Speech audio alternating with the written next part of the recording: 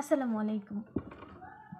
আমরা আজ আলোচনা করব দশমিক ভগ্নাংশের গুণ সম্পর্কে।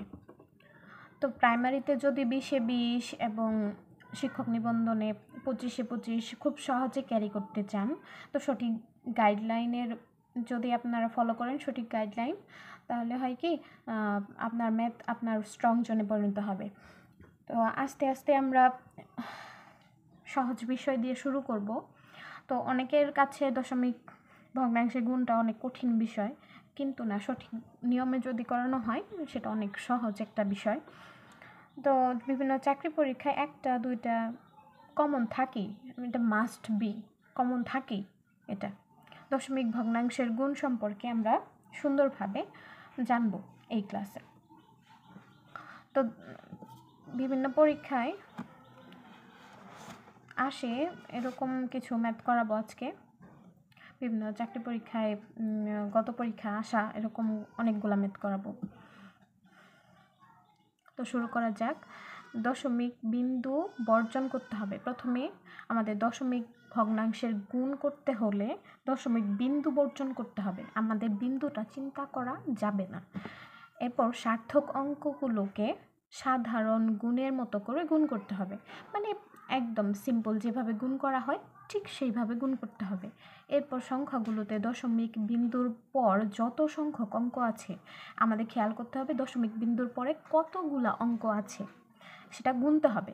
গুনার পরে মোট যতগুলো অঙ্ক আছে মোট তত সংখ্যক দূরে দশমিক বিন্দুটা বসাতে হবে, তারপর গুণফল পাওয়া যাবে।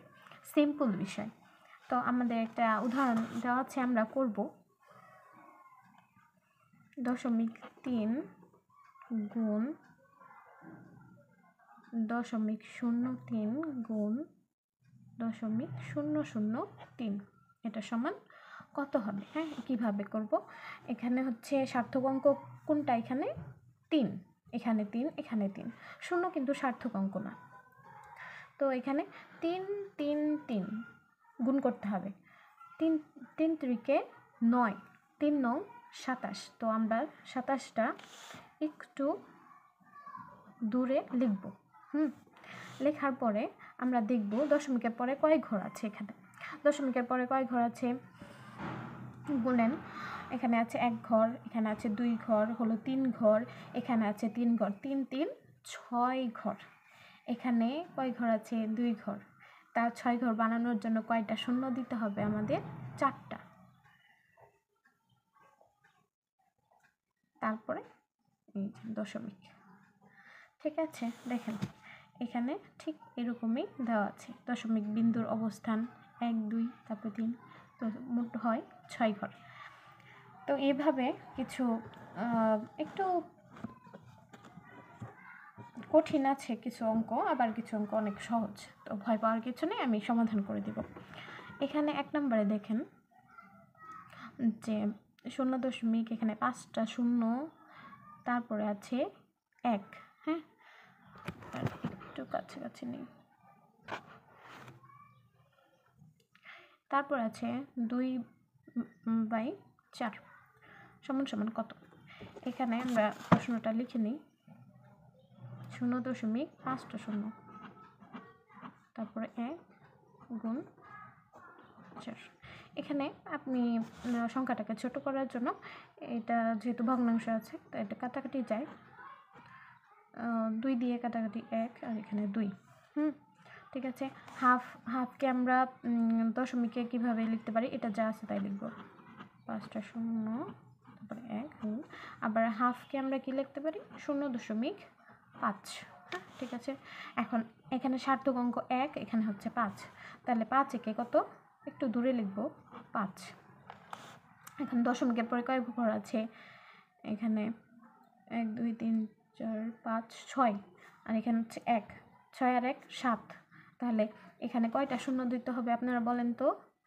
রাইট, 6টা। এখানে 1 ঘর আছে আর 6টা শূন্য, 6। তো এটা হচ্ছে অ্যান্সার। এখানে যদিও একটু অন্য নিয়মে দেওয়া, বাট এত দরকার নাই কঠিনভাবে করার। ঠিক আছে, তো এটা হচ্ছে উত্তর। এটাই দেওয়া আছে, দেখেন 6টা শূন্য, তারপর 5, উত্তর ঘ। ওকে, তো নেক্সট আরও কিছু কোশ্চেন দেখা যাক। এখানে কিছু দেখি, হ্যাঁ, কিছু নিয়ম দেখলে আপনারা পারবেন ইনশাল্লাহ। 22 নম্বরটা দেখি, যেমন আমি লিখছি, হ্যাঁ, আপনারা দেখেন। এটা 0.04 গুণ 0.005 গুণ 0.0005 সমান সমান কত? এখানে আছে, আমি খাতা দেখাচ্ছি।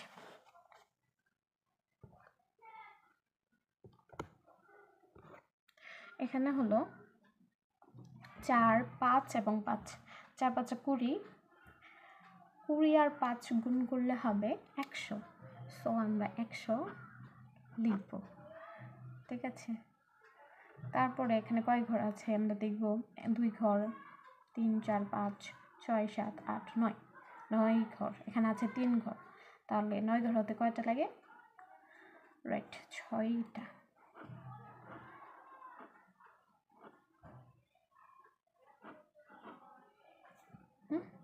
আমরা জানি দশমিকের পরে 0 0 কোনো ভ্যালু নাই, এক যে কথা, লাস্টে 0 এটা দেওয়া দরকার নেই।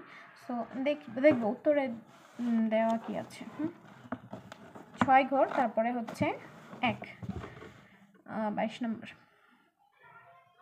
এই যে দেখেন 6 ঘর, 6টা শূন্য, দেন 1।